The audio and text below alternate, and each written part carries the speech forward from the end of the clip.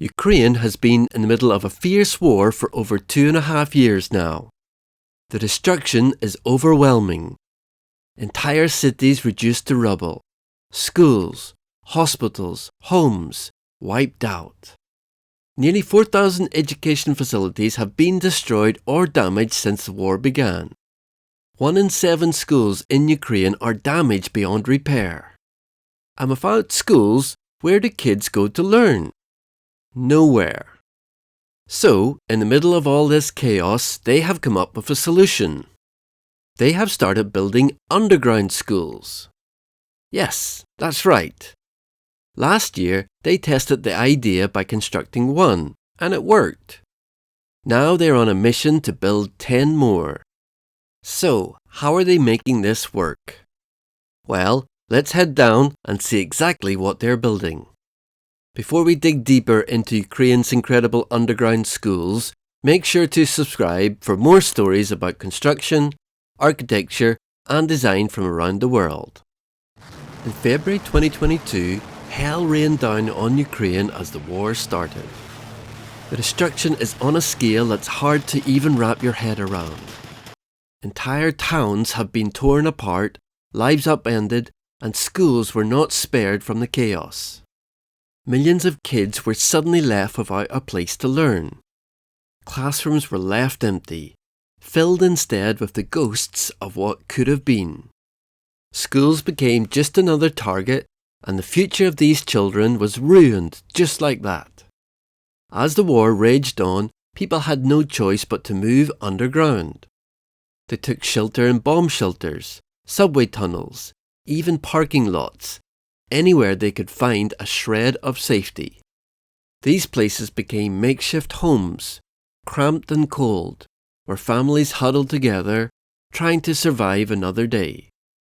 And for the kids, their new classroom was often nothing more than a dark, damp car park. Not exactly the best place to be learning about the world. But with the air attacks and shelling above, it was the only option. Life underground is far from easy.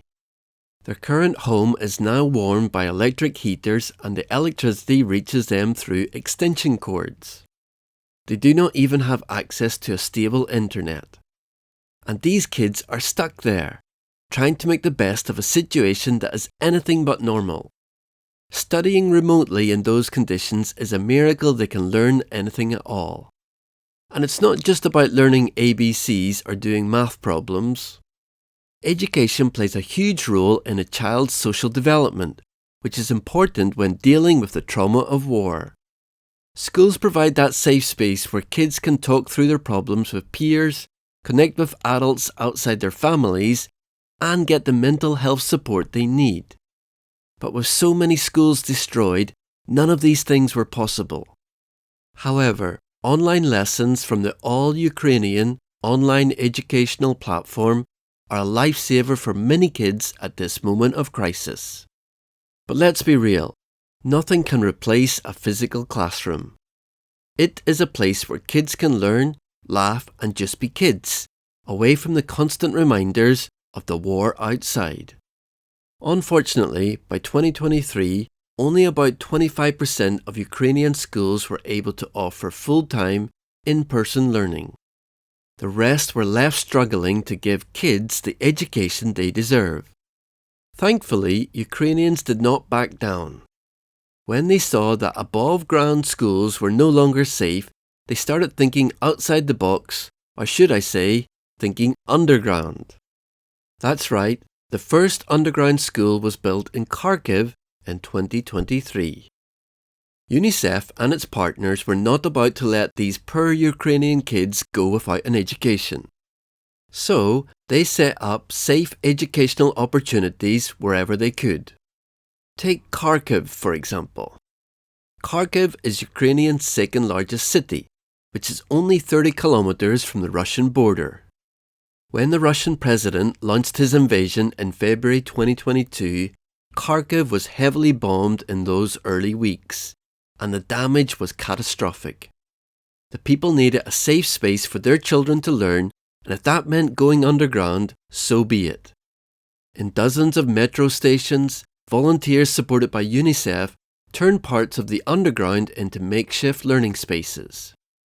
Teachers, psychologists, and even sports instructors got involved, keeping the kids engaged and helping them cope with the constant stress of life under siege. By the end of last year, with a price tag of $1.5 million, Kharkiv finished construction on what is probably the most necessary project of our time. The school was built under the ground of high-rise apartments. Engineers got to work, excavating deep into the ground, so deep that the exact depth is kept secret for security reasons. The space they carved out is impressive. It can hold between 900 to 1,000 students, from kindergarteners just starting their educational journey to grade 11 students preparing for their futures. The journey to the classrooms is a trick in itself. A long flight of steps leads down into a vast hallway, lit by generator-powered lights. This is not some dingy basement, though. On either side of the hallway are dozens of rooms. Each classroom is painted a different, bright colour, bringing a burst of life into this underground refuge. But this school is not the only one of its kind. In 2023, more than 1,000 people in Kharkiv started their school year in 5 underground metro stations that were converted into metro schools. These students are bussed in and study in 2 shifts. The first group starts at 9 a.m, while the second starts at 1 p.m. Safety is a top priority, with police stationed at each underground school to make sure the children are protected. Inside these makeshift classrooms, child psychologists are on hand who help students process what it means to go to school underground. These kids, who have been through more than most of us could imagine, feel safe enough to talk about the things that weigh on their minds, like fear, confusion, and the worry they see in their parents' eyes. When the school day ends, the bell rings, and the teacher leads the students back up the long flight of stairs, returning them to the sunlight and, for a brief moment, a sense of normalcy. They are quickly ushered into a bus that takes them home, back to the reality of life in a city under siege. After the success of this school, Kharkiv decided to build 8 more underground schools by 2026. This is a project that is expected to cost $12 million. Mayor Terekov is working full-time to raise the funds. He is working closely with the European Bank for Reconstruction and Development and seeking donations. These schools will serve around 9,000 students, which is just a fraction of Kharkiv's 65,000 school-aged children, but a critical lifeline for those who need it most in these chaotic times. After Kharkiv, another city in Ukraine is building its own set of underground schools.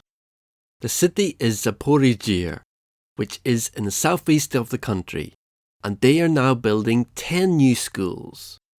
Their aim is to get nearly 45,000 kids back into classrooms by the end of 2024. Right now, 6 of those 10 schools are already under construction, with local authorities pushing hard to get them done as quickly as possible. The whole process is taking time because building these places does not just mean digging holes and putting up walls. These underground schools have to be designed to be real learning spaces, not just concrete bunkers. They are making sure there are proper classrooms, desks, and all the other things that make a school feel like, well, a school. One of the first is at school number 88, which is being built 7 meters underground and will double as a shelter for 500 students. Zaporizhzhia also has plans to build even more schools, with a total of 20 in total. But it's not going to be easy. Time, money, and finding enough people to do the work are big challenges. Still, they are pushing forward, determined to give their kids a safer place to learn, even in the middle of a war. But Ukraine is not the first country to build underground schools. This strategy has been used in other parts of the world, especially in times of conflict. Take Syria, for example.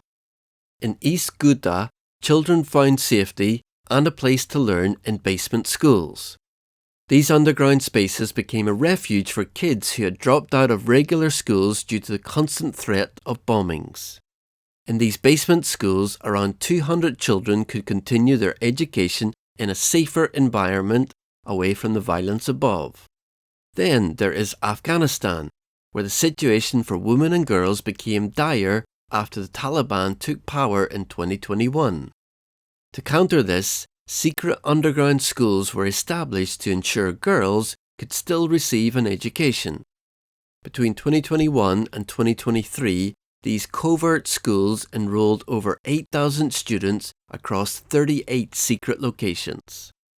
These schools are run by local educators and provide a secure space for girls to pursue their studies, even in the face of extreme oppression. And let's not forget the Abo Elementary School in Artesia, New Mexico. It was built during the Cold War in 1962 and was the first public school in the US constructed entirely underground. It was designed as a fallout shelter to protect students in the event of nuclear warfare.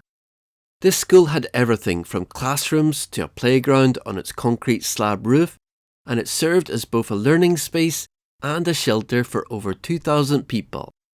Abo Elementary School closed in 1995 due to increased maintenance costs and aging mechanical equipment. It is now used as a storage facility. Wars reveal the darkest side of humanity, but it is heartening to see that education never stops, no matter the circumstances. People always find a way to keep learning alive. What do you think we can do to support education in times of crisis? Let me know in the comments. And before you go, make sure to subscribe to Design Zip for more updates. Thanks for watching. See you in the next one.